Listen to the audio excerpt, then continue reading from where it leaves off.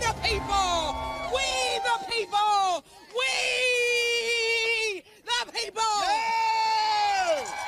All of us have that right to life, liberty, and the pursuit of justice! People united will never be defeated. The people united will never be defeated.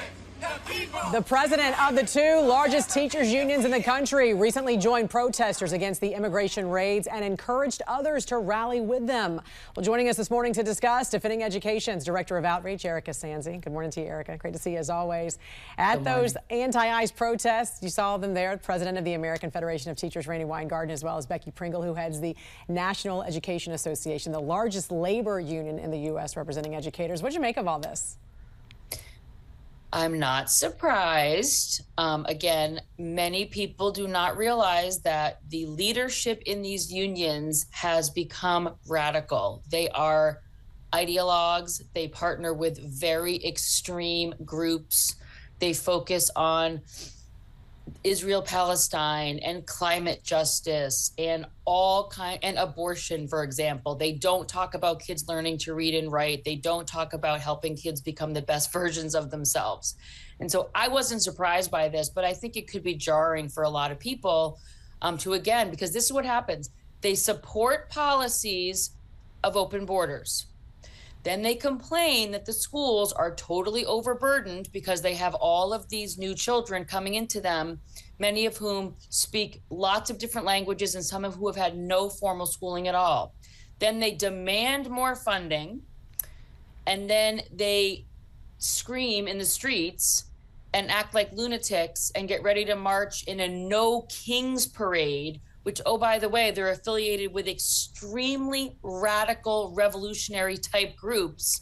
So, I mean, I don't know, I don't see how this helps them. I do think it's important, though, for people to see when they think of teachers, they need to differentiate that from teachers' union leadership, because these organizations have become extremely political, ideological, and insane.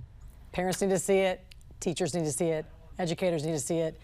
Speaking of which, a Defending Education investigation revealed nearly 24 California and Minnesota school districts used millions of taxpayer dollars to facilitate race and sex-based programming in schools. Tell us more about your report.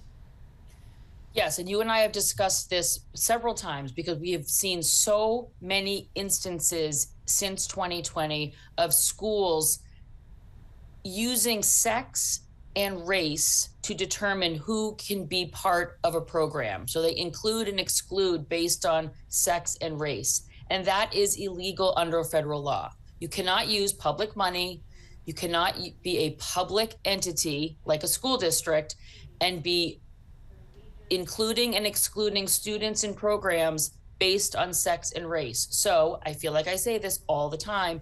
They need to find different ways to target populations that they think need extra support or remediation, et cetera.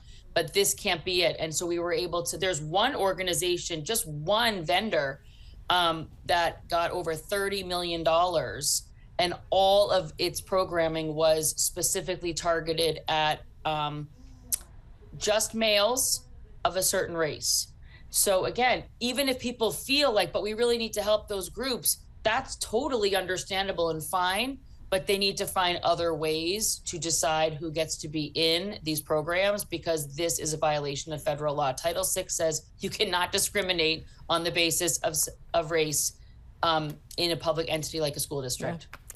Yeah. EEOC too, there's also federal policies that are required, you know, from just a hiring standpoint. All right, Defending Education's Director of Outreach, Erika Sanzi, always great to see you. Have a great weekend. Have a nice weekend, Jen. Good to see you. You too.